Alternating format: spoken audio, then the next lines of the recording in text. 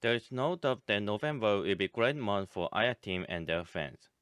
Hi, my name is Ilda Yoon, and here is the another information about Aya Neo Founders Asian.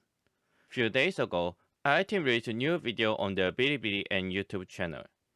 In this video, Uncle A provides many information about Aya Neo Founders Asian. First, their current situation and shows detail about their soul and final design. Second, they mention what they achieved and they need to achieve for release. Third, information about their attempt to replay Game Expo. Because Aya team already did great job to describe their situations, I will not mention every single details mentioned in their video. Especially, it's not changed from their old information. I left the link to the video at the description, so I recommend to see it. First thing we could notice from this video is the final button and I/O layout. In my last video, I said their spec sheet mentions New Founders Asian will have 4 USB-C ports. However, I also mentioned it could have 3 USB-C ports in comment section. Because one of the leaked information indicates Neo will have 3 USB-C ports. And that was true. Final design will have 3 USB-C ports with one 3.5mm headphone jack.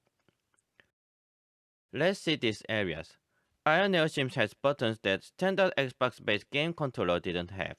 Long times ago, Team says those are used as special keyboard input. In this image, we could see buttons on right side work as that function. Some of the major functions like ESC and Call Task Manager is binding as physical button. On Windows, you need to press shorter keys to kill crashed application. Some of the ways are Alt F4, Alt Tab, and Ctrl Alt Delete. If there is no physical keyboard on it, you can't press those buttons. Even Windows 10 has virtual keyboard function, it's hard to open it when application crashes. However, on Neo, you can do it by those physical buttons. Maybe some people think this video is too dark to see its detail. Fortunately, here is a rendering that shows Neo's detail more easily. In this rendering, we could easily see how the Neo's upper side looks like. I think most interesting part is shape of shoulder and trigger buttons. As you can see, both shoulder and trigger buttons are wide and tall. So I guess it will be comfortable to use. I also need to mention triggers are digital, not analog. I understand it will disappoint many people, but I haven't seen someone put digital trigger on handheld console. I guess it's due to space limitation because analog trigger needs more space than digital trigger. So I think it's okay to use digital trigger for handheld. Another area seems interesting is here. If I remember right, last time we could see details about internal design of Iron Neo was by Fox Video. Team provides exclusive footage to Fox, and one of them shows inside of Iron Neo. When you compare that to this new design, we could see Team changes many parts of internal design. Game controller is now non-detachable, so ready to connect the game controls are gone. However, to make it easy to fix, they made its circuit as separate parts from mainboard. So when game controller section is broken, you could just replace small section of circuit, not the entire mainboard. As you can see, position of port, SSD and battery placement are changed too. In their second and third part of this video, we could learn what they will do in future. Actually, there are more information at the video's description. Let's arrange these informations.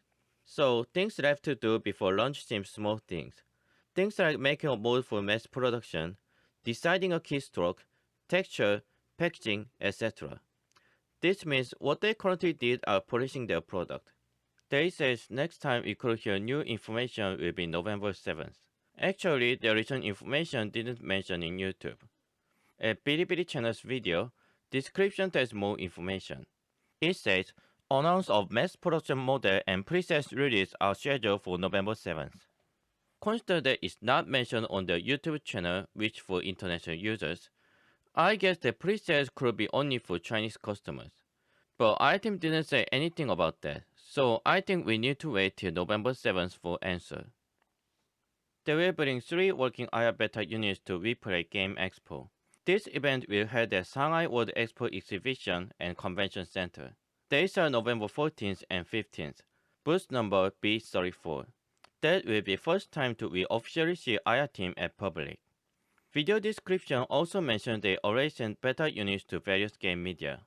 So there will be articles about Aya Neo someday. Yes, development of Aya Neo is close to end. Within few weeks, we could see what they achieve with this new device. Before end this video, I want to mention just one more thing. Few days ago, Aya team officially warns about rumors floating around Aya Neo. They says all of the official information will be released on their official routes.